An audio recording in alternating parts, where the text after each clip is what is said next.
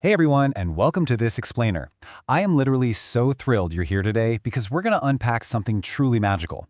We're dissecting a living, ephemeral art form, live theater. If you've ever sat in a darkened auditorium and felt the hairs on your arms stand up as a story unfolds right in front of you, well, you know exactly the power we're talking about. But today, we aren't just going to appreciate that feeling, we're going to pull back the curtain and explore the exact structural machinery together to see how it all actually works. Okay, let's dive right into this. At its core, theater is a living, breathing paradox. Think about it. It is a completely constructed, collaborative illusion, yet it's designed to reveal the absolute most profound truths about the human experience. And the engine that drives this paradox? It's the shared physical space. It relies on this totally unique, real-time feedback loop between the live actors on stage and you, the live audience.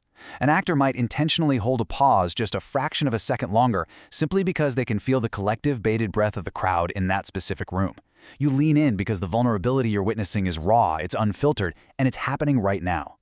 So, here's our roadmap for today.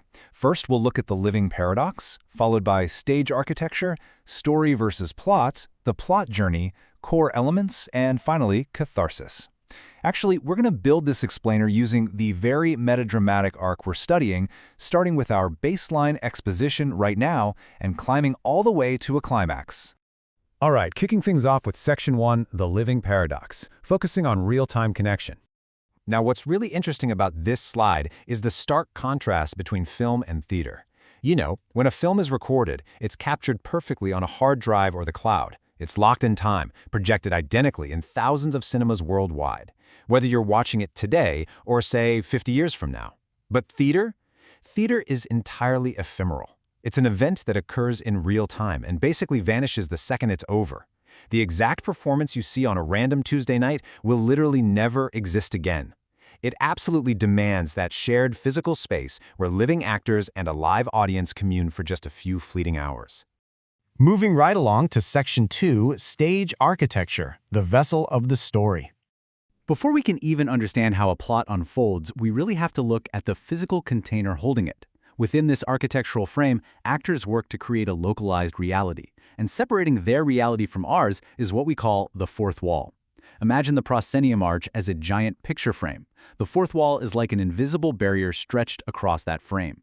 You, the audience, are effectively sitting out there in the dark, looking through this invisible one-way mirror, just observing the private lives and conflicts of these characters.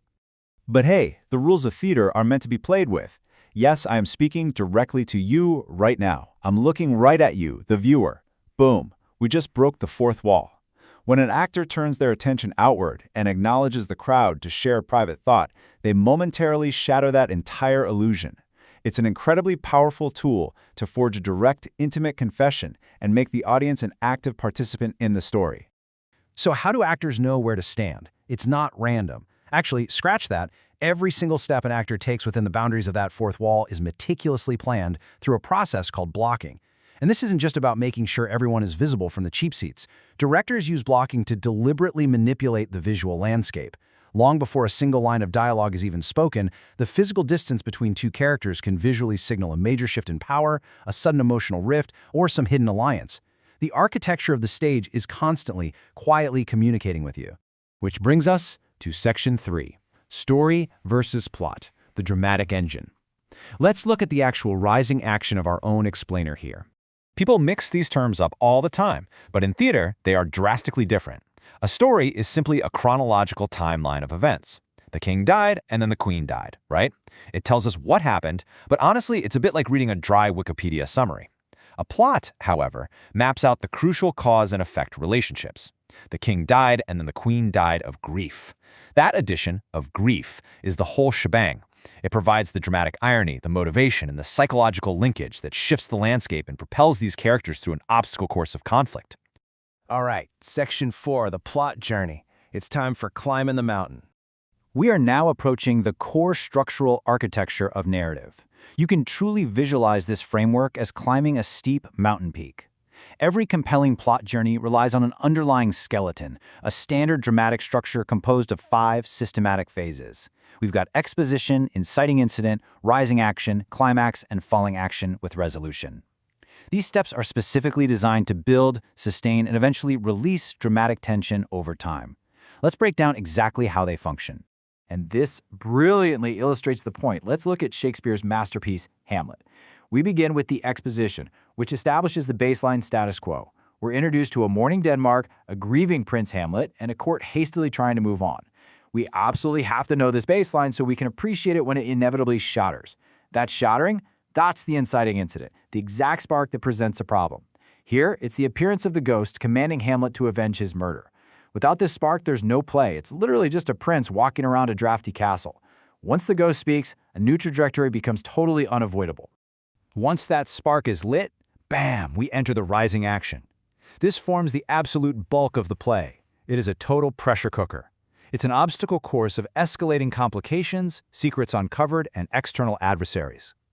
The tension systematically accumulates because the stakes just keep getting higher with every single choice the protagonist makes. They're pushed further into a corner until a boiling point is reached. And that boiling point is the climax.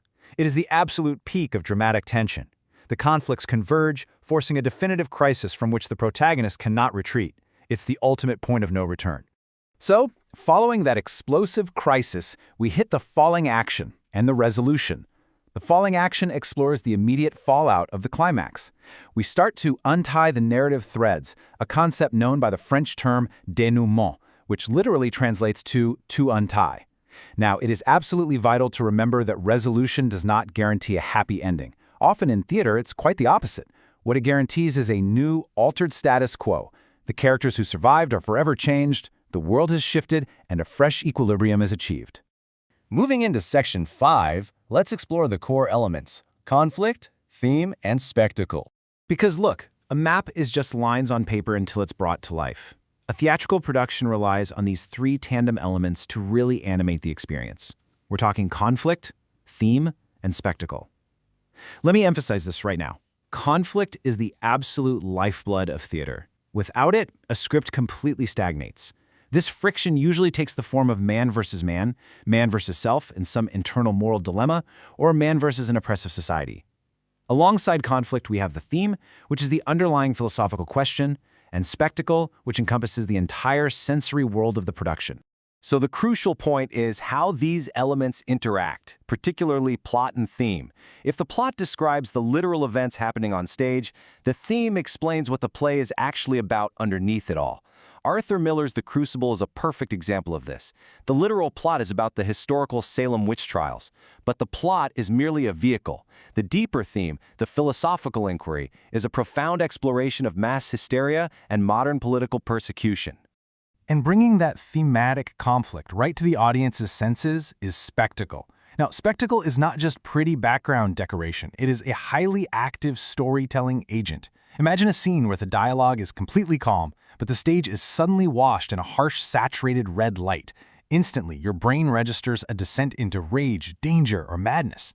The spectacle literally bypassed the dialogue entirely to tell you the real emotional truth of the scene. And here we are at the climax of our own explainer, Section 6, Catharsis, the ultimate release. We've talked a lot about tension, conflict, and crises, which really begs the question, why on earth do audiences willfully put themselves through this emotional wringer? Why pay for a ticket to feel stress? Well, the answer lies in an ancient Greek concept called catharsis. Catharsis is a profound emotional release. When you watch characters navigate extreme conflict and endure devastating consequences on stage, you undergo a parallel emotional journey. You feel their tension, their fear, and their empathy, but you get to feel it from the absolute safety of your auditorium seat.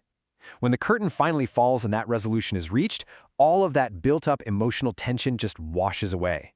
You are left intellectually stimulated and, most importantly, emotionally renewed. That enduring human connection is exactly why live theater will always be a vital, transformative art form. As we reach our own resolution today, I want to leave you with a thought that turns this whole structure back onto your own life. Because, well, all the world's a stage, right? Look back at your own timeline. What was the inciting incident that completely shattered your previous status quo? And as you navigate your own rising action, when did you last experience a moment of true, profound catharsis? Take a moment with that question. Thank you so much for exploring the brilliant anatomy of theater with me today. Keep learning, keep analyzing, and I'll catch you in the next explainer.